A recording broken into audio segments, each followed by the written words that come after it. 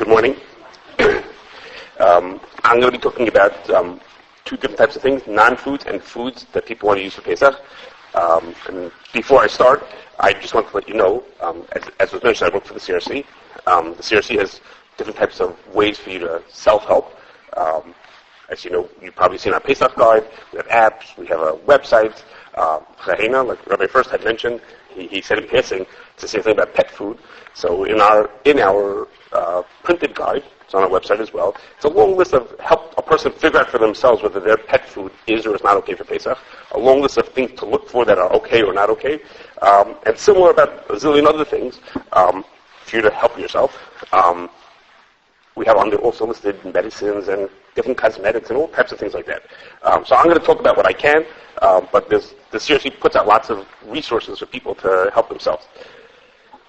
Okay, I'm going to start with the non-foods, and a first group of items that are coded, or there's a question that they're coded. And the first example is disposable gloves, like for working in the kitchen, disposable gloves. And for whatever strange reason, the people who make disposable gloves have their own language, okay, which is to say if you buy gloves, they can have powder on top of them. And there's two types. You can buy powder-free gloves or powderless gloves. Now in English, powder-free and powderless means the same thing. It doesn't have powder. But that's not what it means for people who make gloves. Okay, powder-free means it's free of gloves, and powderless means it has less powder than other people's do. Okay, now, that's not English, but that's how they speak. So if you want to get one, that has no powder, because the powder could potentially be chametz, then you want a powder-free glove. And there's a bunch of other things that are like that that potentially have something on them. A powder. Powder means could be from starch, which could be chametz, like balloons. And then there are other things like foil.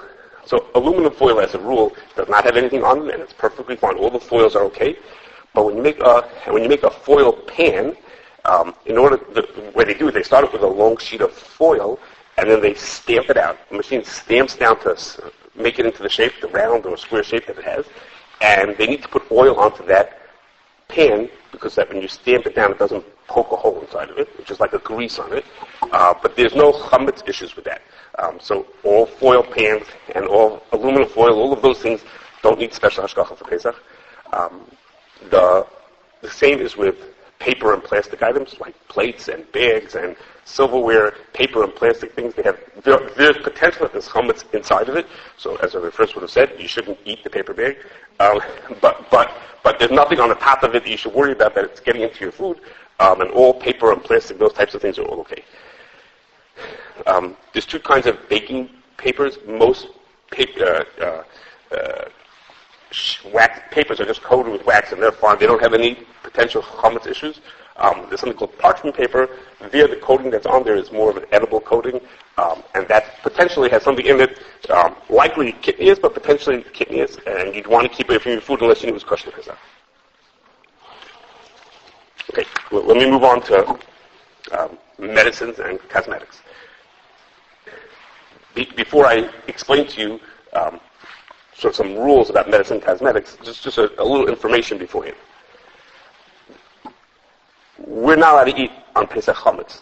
Those are things made from the 5 primary grains. And most people, except the people who are sick, are not allowed to eat kidneys either. Okay, well, if I think of a medicine, it's obviously there's no cookies inside of there. There's no obvious chametz inside of there. But in order to understand why there potentially is chametz, I'll say something a little scientific, and that is, in those 5 grains, in wheat and rye and barley, etc., they're made of starch.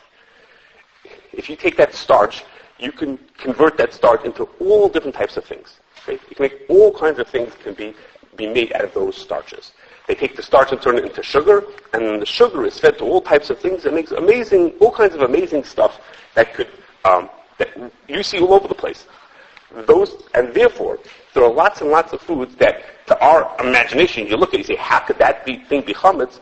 But in fact, it went through a few steps to get to there. So the starch turned its way into all kinds of other things. I'll give some examples as we go along. So, in thinking about that, we have to realize that those things could be just as well made from chametz as they could be made from kidneys, as they can be made from things that have no chametz or kidneys at all. They can be made from potatoes, that would be fine. They can be made from corn, that would be kidneys. They can be made from wheat, in which case it would be chametz. Okay? It can be any of those choices. Now, in the United States, most of those things that could be made from anything are going to be made from corn. In the United States, there's lots of corn, and therefore when they have to make something from anything, when they have a choice to make it from any kind of starch, they're likely going to make it from corn. In Europe, they're likely to make that from wheat, because they have lots of wheat. And in other countries, depending on what's going on in that country, will depend on what they make it from. So, when I'm going to talk to you in a second, you'll see that certain types of things, the Sirsi will tell you, it's a suffix if this thing is chametz. It's possible if this thing is chametz. That means is it has in it ingredients that could be made from wheat or corn or potatoes or many other starches. We have no idea how they make it.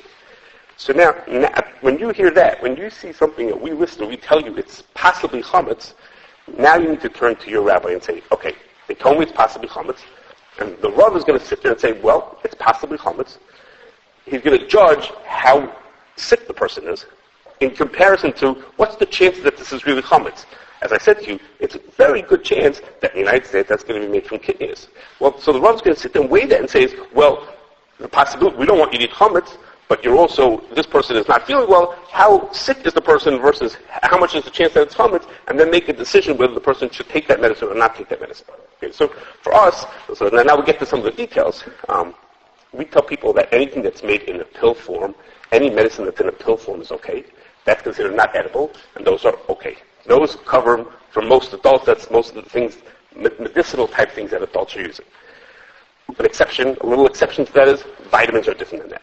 Okay, we treat vitamins as if they're foods.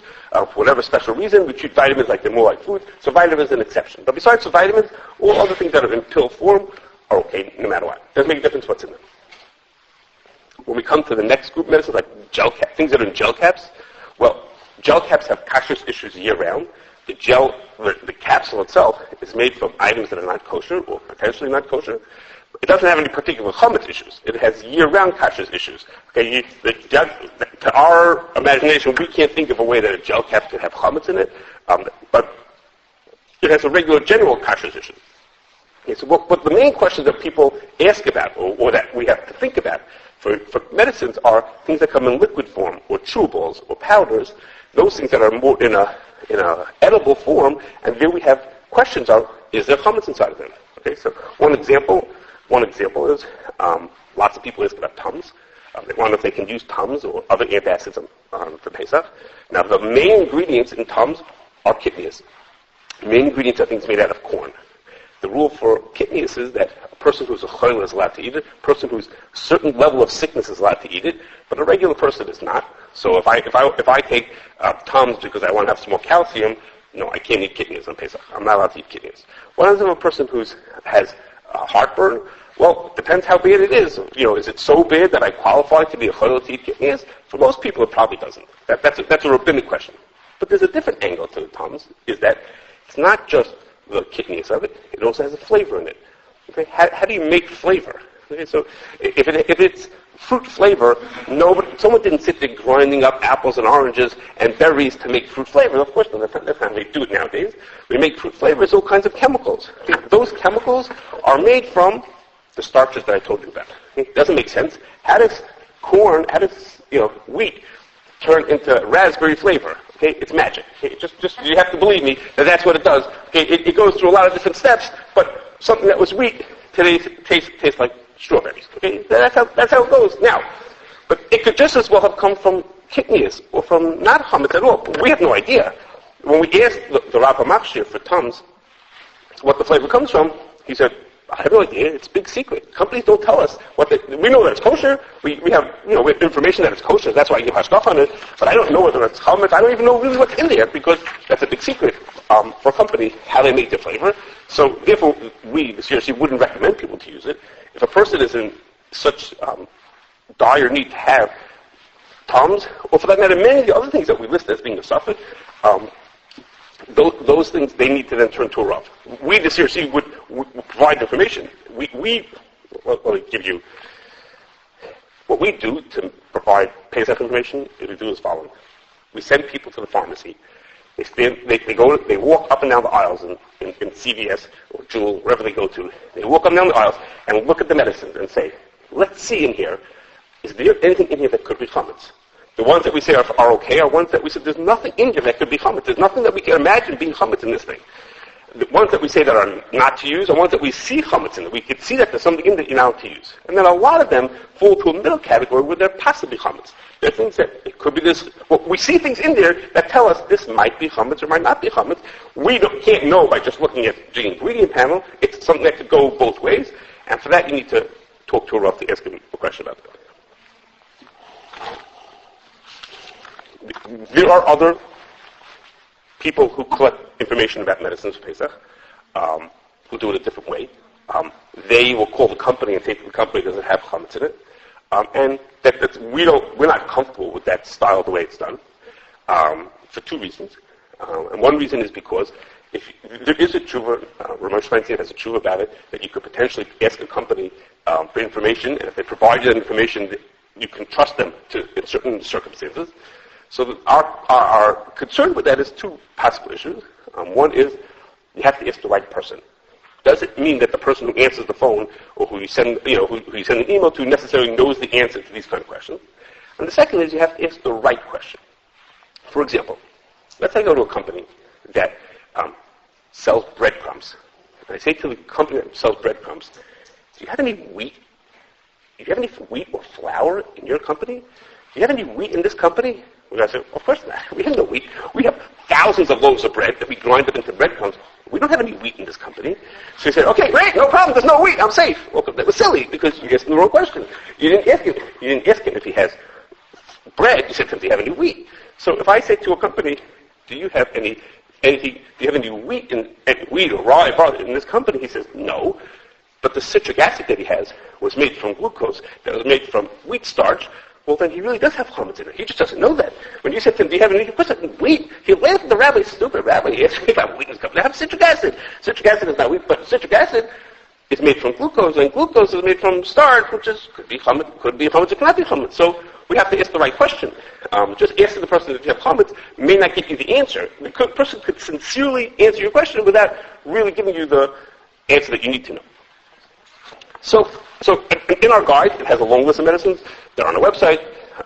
People call us up, check in our apps, and we try to be helpful.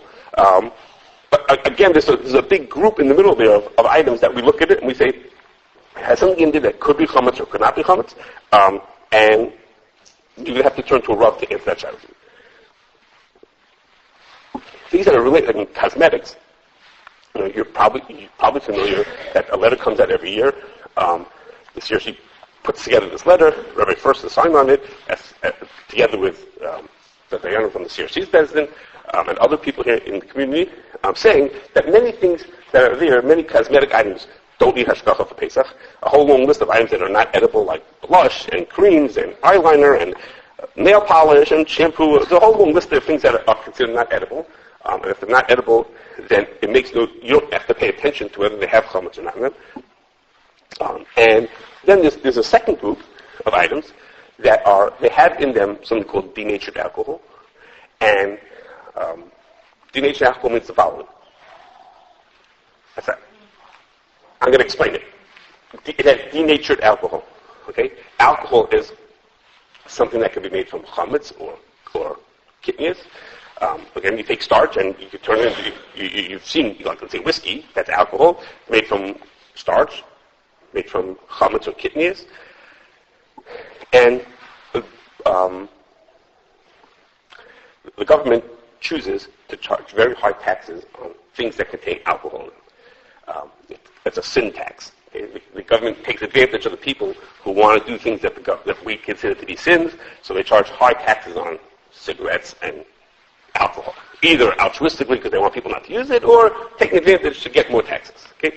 Why they do it is not important to us. But what happens is people who want to use alcohol in industrial uses, let's say they want to make perfume with alcohol in it, those people are not considered to be sinning. That's okay, you can use perfume. So the government chooses to not tax people who are using alcohol for those purposes. They only want to tax the people who are using alcohol for drinking purposes. not for people who are using it for other purposes, for other industrial purposes. So what they do is, how do they know whether you're using the alcohol for drinking or for some other use? How do they know if you want to make it into a cologne or you want to use it to make whiskey? And the answer is, if you want to use it for non-food use, you need to denature it. To denature it means to put something into it that's poisonous or that tastes really awful. And the government tells you exactly how they want you to do it, exactly how they want you to make it denatured. If you follow that formula, obviously you're not going to drink it anymore. And if you're not going to drink it, we know you're going to use it to make shampoo, and then we're not going to charge you the high taxes on it. So there's a question in the price whether something that's made from denatured alcohol, if it's chametz alcohol that was denatured, is it still usher to eat it or is it not usher to eat it? Are you allowed to use that? Are you allowed to use? I'm sorry, no one's going to eat it. Are you allowed to use it on Pesach or are you not allowed to use it on Pesach? So if a person, the Rabbanim who signed in that letter said the following: if a person was using a cologne or deodorant or hairspray or perfume or baby wipes that have alcohol in them, if they were getting that alcohol, if that was being made here in the United States, with the likelihood is that it's made out of corn, it's not made out of chametz anyhow, the person could be lenient and say it's okay to use it even though it has denatured alcohol. Some are lenient to allow denatured alcohol. The alcohol is probably not chametz anyhow, and therefore they allow it. If you're getting it from elsewhere, then you have to know that it has no chametz in it. With one last group of things. These are things that a person puts into their mouth. So I just told you that denatured alcohol is made to taste so awful that nobody would want to eat it. Okay? Well, the government ran into a problem, and that is, what happens if you're making mouthwash that has alcohol in it? Okay, like Listerine, it's got alcohol in it. What are you going to do then? How are you going to denature? How are you going to make the alcohol taste so awful or be poisonous that no one's going to eat it, but yet people have to put it into their mouths? Okay? How does that work? How can we make it that you can't eat it, but yet you have to put it into your mouth? So the answer is, the government made the rules really easy for people who want to make things like mouthwash, things that are going to go into your mouth, and the denaturing there really doesn't make it inedible. Okay? The government let these people get by easily. If you want to use alcohol for making things like mouthwash, then the rules are pretty easy as to what it takes to make it denatured. So for mouthwash, we tell people even if it has alcohol that's denatured, it's going to be denatured alcohol, but even so, you need to make sure it has no alcohol or that it is kosher for Pesach. Okay? It's different than other things that have denatured alcohol, like perfume, that there it's okay if it has denatured alcohol. In something like a mouthwash, a person would have to make sure that there's no alcohol in it, or somehow if you knew that it was kosher for Pesach.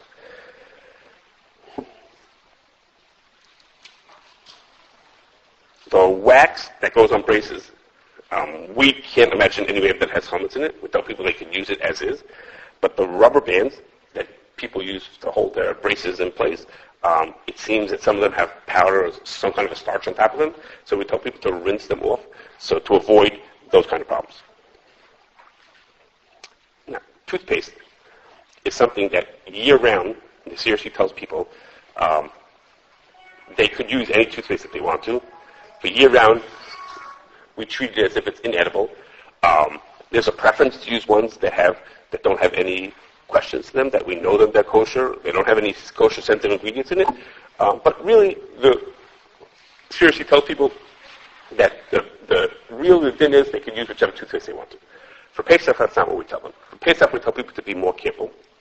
And for toothpaste in Pesach I'll tell you what the issue is for every single toothpaste has the same question. And that is, just about every single toothpaste has in it sorbitol and flavor. Flavor, I already mentioned to you that you can make flavor out of all kinds of stuff. And sorbitol, whatever it is, it's called a sugar alcohol. Whatever it is, it's a special material. You don't want to hear all the gory details, but it is made from starch. Okay? Big starch becomes glucose and becomes sugars, and magically it turns into sorbitol. It's a sweetener that doesn't encourage bacteria to grow on your mouth. So it's a good sweetener to use in toothpaste because you're putting it on your mouth to keep cavities from growing. So sorbitol tastes good, but it doesn't let cavities don't grow on it. So just about every single toothpaste has in it sorbitol. Okay? And sorbitol can come from chametz or it can come from not chametz. So because of that, because of the flavor and because of the sorbitol, we tell people that they need to get toothpaste which is either Kashrus Pesach or that they know doesn't have any issues to it. Like, for example, the OU told us this year, like in years beforehand, Tom's of Maine, they may have more, but they at least have 2 toothpastes that we know of that the OU says, we know that there's no chametz in those. Okay, we know that there's no chametz in them and you could use them. Which one? Check our website. I don't remember. If you want, I'll look at it if you want to. But anyway, it's smart if you go to Ask CRC and type in toothpaste. What?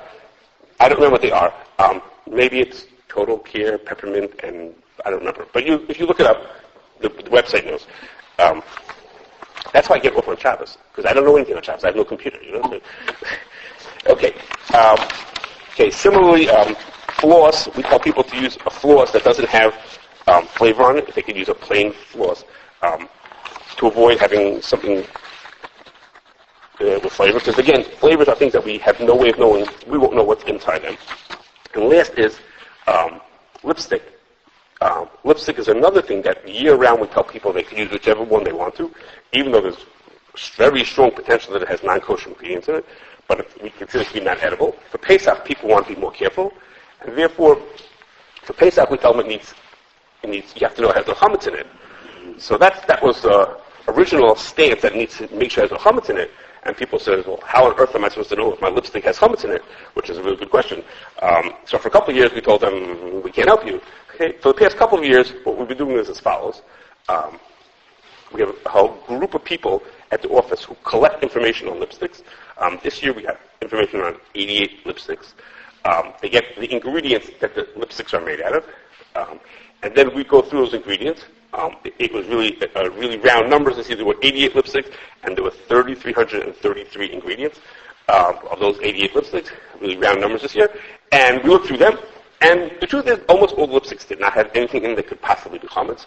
And that list is all or most of that is in our guide. It's on our sites, etc., etc. So those are the ones we know about. If you want to use a different lipstick, we can't help you. But those lipsticks we have information on. Okay, so we figured we'd give people good choices, and 88 seemed like to us enough. And that's because the men make the guide. I'm not sure if that's an accurate way of looking at it. But it seemed like a nice assortment. So that's what we tell people. Okay, so before I go on to foods, any questions about the non-food items? Okay. Yes. Lipstick question, right at the very end. If you have one that's okay by the list, but you already may be using it, is there a way to still use it, or do you have to get a new one? If you think is there a way to make a layer of it? So lipstick, for most things, we tell people they should get something new for Pesach, a new batch of it. But in a lipstick, there's usually nothing on top of there. I mean, you could see if there's something on there. If there's any food left on it, usually that's pretty uncommon, and then you could just use the same one. Take off top layer. Remember, first says take off the top layer. So, okay, yes. Is there anything of purpose in lipstick? Lipstick is generally made of things that are not kosher. It is. The seriously general approach for year-round is that we consider it to be inedible, and therefore you could use the other kind. But you could ask that Shiloh by yourself. I mean, you could ask her first. It's in here. I mean, that's the seriously general answer. If you call this today and said, can I use this lipstick? Not for Pesach, we would say you could use whichever one. But that's a rabbinic question. You could ask your own. You could tell them first. Yes, what it is. Yes. Floss with no wax or flavor, is that what you say? Yes. Yes. Even with wax for Pesach is okay. Also, just it should be without a flavor to it. Yes. What about perfumes? So perfumes usually have alcohol in them, but we're not going to eat that. So what do you do? Yes, so I had mentioned. You might have stepped out when I said that, which is if they're made here in the United States, then they're okay to use them. Even if the ingredients say alcohol. Right, because in the United States, I had mentioned it's going to be denatured alcohol, and it's likely from corn, and you're safe. If it's coming from out of the United States, then you would not use it unless you knew that somehow that was kosher Pesach. How do you know where it's made in the U.S.? It would say on it. It would say on it. You would know. I believe it would say it. Any other questions? Yes. Is there a difference between cologne and shampoo in terms of containing denatured alcohols or not? No. The shampoo is not edible, even aside from the fact that it's denatured. Denatured has a special shiloh to it, where that makes it considered to be not edible. Potentially, deodorant and cologne are the only thing that's making them not edible is the denaturant. That's the only thing that's making them inedible, and that's its own question as to whether that's bad enough to make it considered inedible. That's a separate question. But the shampoo have lots of other stuff in there that, you can't imagine eating shampoo. I mean, you know that shampoo doesn't taste good. I never tasted it, but what? Right, no, but deodorant has a special style to it. A special style, not for today. So why denatured may be different than so kidneys, a person is not allowed to eat kidneys, but they're allowed to use kidneys and they're allowed to own kidneys. So if the cologne is, if they're spraying it on themselves, that's okay to use for kidneys. You just can't eat it. You weren't planning on it now, you know. Any other questions? Okay, let's move on to foods. I've mentioned, yes, calcium pills. A calcium pill, so I had mentioned before that vitamins as a rule. We tell people need hashgacha Pesach. Calcium is different. If you're having just a pure calcium pill, that's okay. You can use that for Pesach. Yes, a pure calcium. But it's really case by case. What I mean is that as a rule, vitamins need to have hashgacha Pesach. Calcium is different. Folic acid is different. But those are two common questions we get with calcium and folic acid. But if just general multi or something with many vitamins in it, you need to ask. Usually those are not okay for Pesach. Okay. I mentioned to you that the 5 grains are the things that make chametz: wheat, rye, spelt, oats, and barley. Now, the truth is that those things are not chametz per se. We make matzah out of wheat, right? Of course, they aren't chametz automatically. They're chametz if they come in contact with water and they sit for 18 minutes. That's what makes them into chametz. So, for example, if a person has barley in their house, pearl barley, it's not chametz. It never touched water. I mean, unless it happened in your house. The bag itself, in the processing of it, there's no water used in the process. It's not chametz. You don't have to get rid of it. There's nothing wrong with it. You can keep it on Pesach. The rye flour and spelt flour also have there's no contact with water when they're making those flours. You can keep them for Pesach. There's nothing wrong with them. If you were so courageous, you could make matzah out of them also. Okay? Do not try this at home. Okay? But if you knew what you were doing, you could use them for making Pesach, for making matzah. However, wheat flour is not like that. Wheat flour goes through a process called tempering, which is to say they moisten the wheat, and it helps in grinding it and removing the outer layers of it. They do that even for whole wheat flour, usually. It gets tempered. It gets sprinkled water onto it, and the status of tempered flour, we treat tempered flour as if it's self-chametz. It does sit in water. It does have water for well more than 18 minutes, but the way they do it leaves it as a suffix. It's a questionable. It might be chametz and it might not be chametz.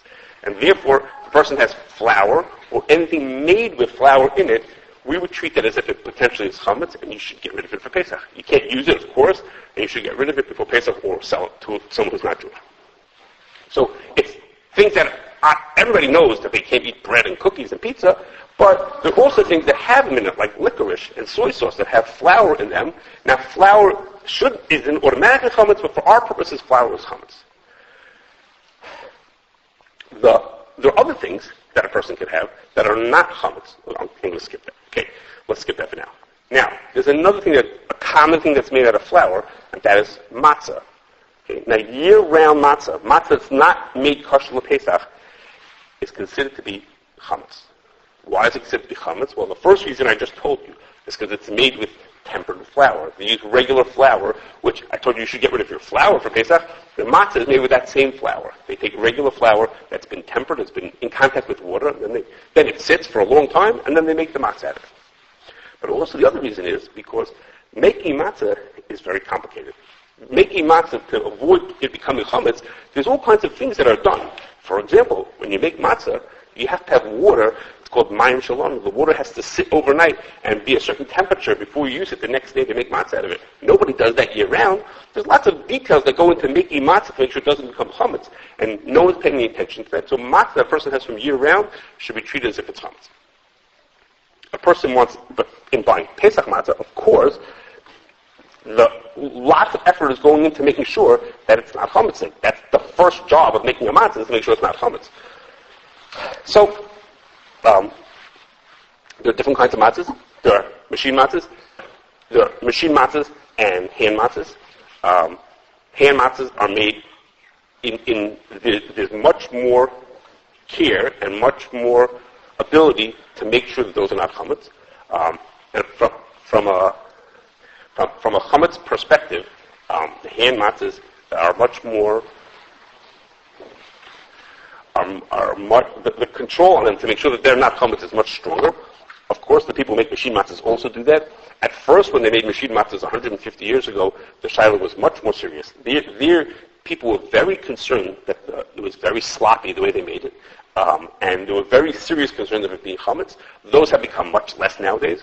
The machine matzahs are much better than they were 150 years ago. But at the same time, the hand matzahs have also progressed. And the people who make hand matzahs, it's worth it to see it sometimes, to watch what goes on. Every 18 minutes, the whole place gets broken apart, and every surface gets replaced and disposed of. Some is disposable, and some is just replaced, just taken out and washed to be bring in the second case. Hand matzahs do a much better job at making sure things are not chametz than machine matzahs do. But both of them, of course, soon they make kashrus Pesach, are okay to use. Okay. There are, now, aside from the fact that we don't eat chametz on Pesach, we also don't eat kitnias. That's a minhag, that we don't eat kitnias. Rice and beans and corn and soy and things like that. Now, as I mentioned a second ago, kitnias, we're not allowed to eat it on Pesach, but it's okay to use it on Pesach, and it's okay to keep it on Pesach. Excuse me. So there are lots of things that qualify as that are kitnias that you don't have to get rid of. It's become popular. You can look at our guide again for a long list of things that are or not kitnias. But what comes up is that there's grains, smaller grains, what we call modern grains, quinoa and amaranth. Fonio is a new one for this year, that people want to use. And those grains inherently are not chametz and they're not kitnias. They're okay, you're allowed to use them. The problem is that the packing machinery that's used for those grains or the way they store those items is the same as is used for chametz. So a person has to know that there's no chametz mixed into them, because it would be pretty awful to take a bag of quinoa and make it for Pesach and there was a piece of barley stuck into there. That's what happened. In one of the places where they grow it, they use the same bags to carry the barley as they did to carry quinoa. So that means is your quinoa may have a piece of barley floating around in it. That would be pretty awful on Pesach. So for those things, we tell people that they need to make sure it's kosher for Pesach, not because it's chametz, and it's not chametz or kitnias, but they want to make sure there's nothing else mixed into it that would be problematic. Okay. In recent years, there's more and more availability of food that's gluten-free, and that's for all different kinds of reasons. There's lots of gluten-free food. So one of the questions people ask us is, well, if food is gluten-free, does that mean that it's not chametz-dik? Can I have it on Pesach? Because if it's gluten-free, it means it doesn't have the 5 primary grains. Well, if it doesn't have those, then I know it's not chametz. If it's not chametz, then I'm allowed to eat it on Pesach. Okay, there's 3 reasons why that's not an accurate representation. The first is, gluten-free only means that it doesn't have chametz in it. That doesn't mean that it doesn't have kitnias in it. Of course, they don't have. It may not have those grains, but it could have corn and rice and beans. So you're not allowed to eat it on Pesach because, well, it's not chametz, but it might be kitnias. Secondly, is one of the 5 grains is oats. And oats are actually gluten-free. Now, people who can't eat gluten will only eat special oats called gluten-free oats, and that's because they want to make sure there aren't other grains mixed into it. But inherently, oats are gluten-free. For example, there was a big to-do a year or so ago when Cheerios announced that henceforth their Cheerios, which are all made of oats, that's what the main ingredient is, are gluten-free. So Cheerios are gluten-free, but they're made of oats. They're plain chametz, they're pure chametz, but they're gluten-free because they use gluten-free oats. And the third reason is that gluten and chametz are not the same thing. The people who are allergic to gluten are allergic to the protein that's in there. Gluten is a protein that's in these grains. And only foods that have that protein in it are the foods that they're not allowed to eat. For example, we once got a spec sheet about a scotch. Spec sheet that was not written for kosher. It was 20 pages long about all kinds of details about this thing. And buried in the middle there was, is this product gluten-free? And the answer was, yes, it's gluten-free. Because the way you make scotch, it uses the starches in there, not the proteins in it, and there's no protein, there's no starch in this scotch.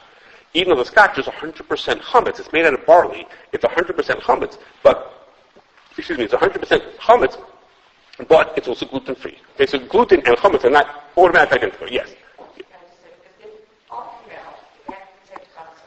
Is oatmeal? Okay, so the answer is it's a suffix. It's a question whether it's chametz. And the question is as follows. Most grains, if you want to keep, after they're harvested, you just put them into the storage bin and they sit there for 1,000 years. They won't get spoiled. But oats will get spoiled they go rancid if you just put them for storage. And therefore they need to be heated before they're put away for storage. If they're heated with dry heat, just plain heated, that's fine. It doesn't make it chametz.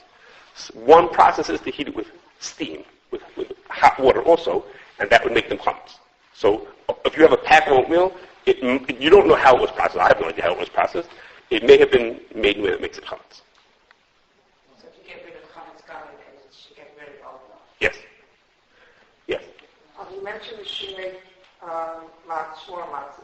Machine-made matzah. I didn't say shmur. Machine-made matzah. Machine-made matzah. There used to be a time, I think with broilers, okay, who used to take only the first baking of every day. Is there still a company that does that? Yeah. Those are called 18-minute matzahs. There's such a thing. I actually just in touch with a bakery about that. They go under a brand you can buy in Hungarian. It's called Guhulo.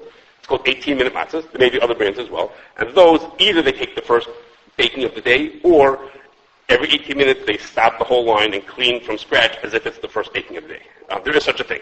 That has an advantage. Yes, those have an advantage because the regular machine matzahs, they just make all day long. They just keep on making them. They don't stop. They don't stop every 18 minutes. Hand matzahs, they always, of course they stop, but machine matzahs, they don't. So the special ones they do, those are called 18-minute matzahs. Okay, let me have a little bit more and then I'll take the rest of the questions.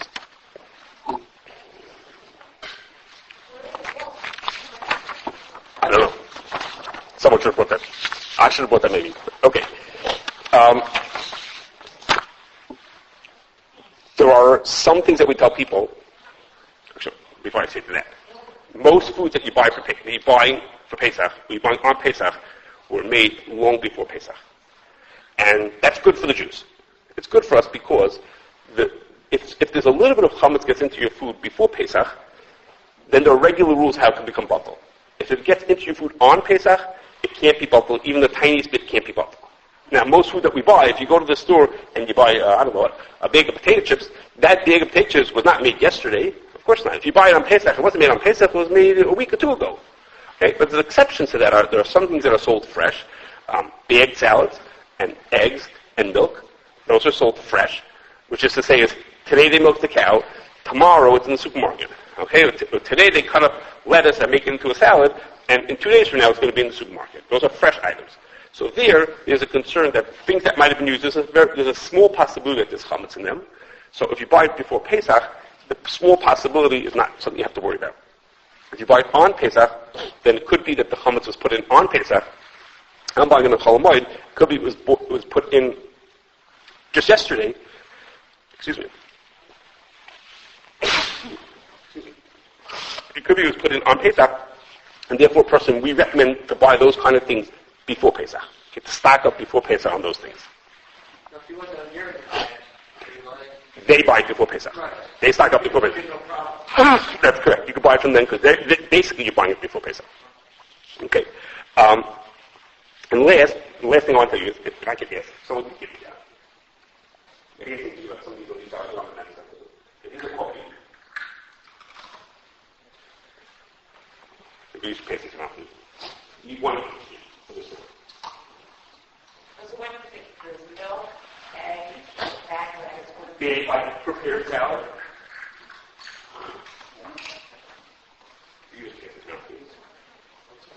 Okay. This is They're coffee. not kosher stores. You can buy the milk in during Pesach or something. There's always raw milk. Chol V'Yisrael. Nobody makes Chol V'Yisrael milk. Nobody makes Chol V'Yisrael or kosher Pesach milk on Pesach. It's always made beforehand. So those are safe. If you buy milk that says on it's kosher Pesach, you know that was made before Pesach. If it says kosher Pesach, the same thing. It was made before Pesach. Okay. Now, what's passing out now? What I'm passing around now is coffee, and that is as follows. People, of course, want to drink coffee. Some coffee comes with hashgacha for Pesach, and then there's other coffees that are told you can use it without hashgacha for Pesach. Okay. Now, the reason why some coffee is kosher Pesach or not is as follows.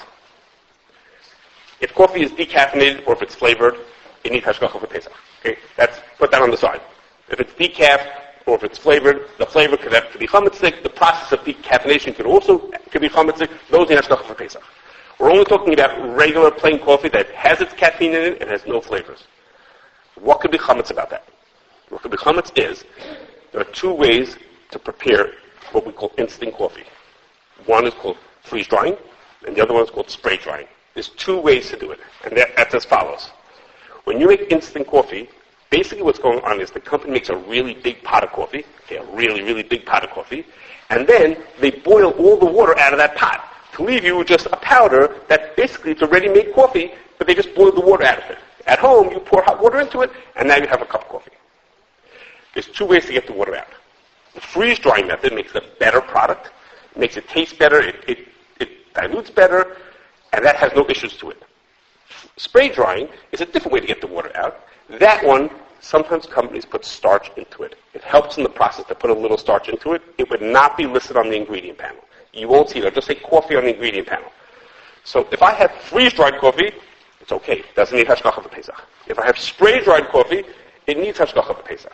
So if you see a list from hashgacha saying, these coffees of ours are kosher Pesach and these are not, the ones that are kosher Pesach, either they specifically know there's no issues in them, that could be, or they're basically telling you that it's freeze-dried.